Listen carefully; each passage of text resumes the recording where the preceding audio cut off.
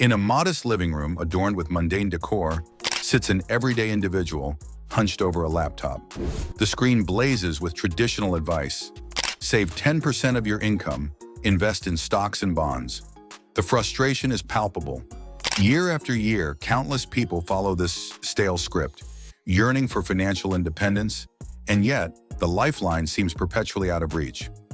What if I told you that in the shadows of traditional investing, unconventional avenues await, teeming with potential to reshape not just wealth, but lives? But there's a catch. These treasures are often dismissed as elitist or trivial, leaving the average person in the dark. As the individual scrolls through images of lavish Picasso paintings and magnificent bottles of vintage wine, the questions burn. Why are so many options outside the reach of everyday investors? Herein lies the tension, the disbelief that grips an average earner when they discover why art experts like Steve Cohen and Robert Ellsworth have built immense wealth through these investments. The numbers tell a tale that is as shocking as it is enlightening. Cohen, with calculated audacity, purchased a Picasso painting for a staggering $106 million in 2006, not merely to possess a canvas, but to cultivate an asset that, over time, has skyrocketed beyond the realms of stock market conjecture. Art, it turns out, is not just aesthetics, but a burgeoning investment vehicle. Meanwhile, the Fine Wine 100 index somehow doubled in value over just a decade, defying the assumptions of risk that many cling to. With every shocking statistic and surprising gem of information, frustration gives way to curiosity. How many potential investors have turned their backs on these flourishing markets simply because they were deemed too niche or highbrow? Our narrator pauses, inviting you to confront the emotional weight of lost opportunities. What could have been if you had sought beyond the comfort of conventionality? And then comes the potent payoff. It's not just about the million-dollar artworks or age-old bottles of Cabernet Sauvignon. It's about recognizing wealth in its multifaceted forms, understanding that the art world and wine cellars can offer robust paths to financial growth previously overshadowed by outdated beliefs. The journey ahead is poised to unlock surprising truths and untapped potential, challenging your perceptions and inspiring you to seek wealth beyond the ordinary. This isn't just about money. It's about opening your eyes to the rich tapestry of opportunities that have been hiding in plain sight, waiting for someone bold enough to claim them. Welcome to a world where wealth is what you learn to see through the lens of opportunity. As we delve deeper into the world of wealth building, we encounter a strategy so powerful it could change the trajectory of financial futures forever. Real estate. Now, before skepticism sets in, let's unpack this together.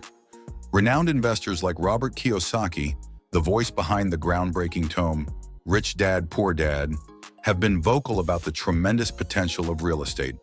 Kiyosaki posits that real estate isn't just another line on a balance sheet, it's the foundation from which fortunes are built. Why? Because it allows individuals to leverage their capital, capitalize on appreciation, and generate rental income, all while reaping the sweet rewards of tax advantages. But here lies the conflict. Why do so many average investors remain oblivious to these possibilities? The answer, it seems, is rooted in fear. Fear of complexity, fear of substantial, upfront investment, fear of failing in an unfamiliar domain. These apprehensions often resign many to a life of mediocre returns, while the wealthy continuously exploit opportunities in a market that is ripe for those willing to take the leap. The irony? Those very complexities that intimidate the average investor are the tools the wealthy wield to thrive. Consider the moves of magnates like Donald Bren. When so many were hesitant in the early 2000s, he embraced the landscape's downturn, purchasing properties at price points that seemed almost ludicrous in hindsight. With low interest rates guiding his strategy, he forged ahead, accumulating wealth that escalated as the market rebounded. What may have looked like a gamble to many became a masterstroke with textbook returns. Now let's breathe in the possibility.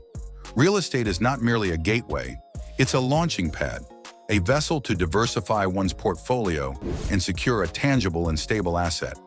For those willing to challenge their fears and embrace the learning curve, there lies a treasure trove waiting to be discovered. But the journey doesn't end here.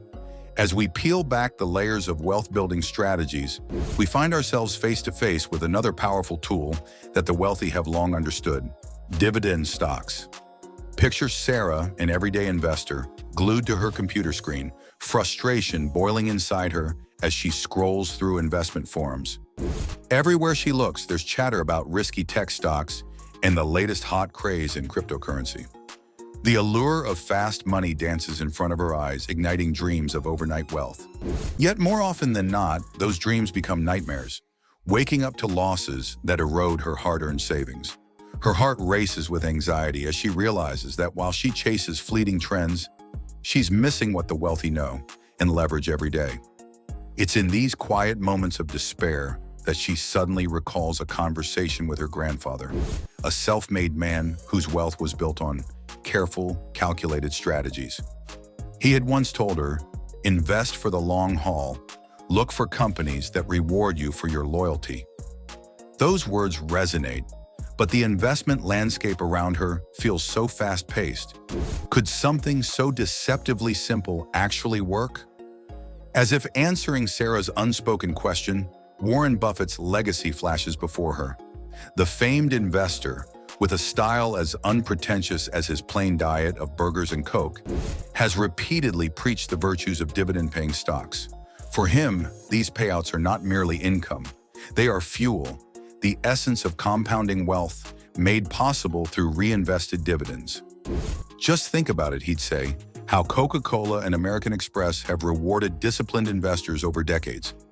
Sarah imagines the long road Buffett traveled, investing in those names back in the 1960s. With each passing year, the dividends rolled in, allowing him to accumulate even more shares without lifting a finger, the compound effect working ceaselessly in the background.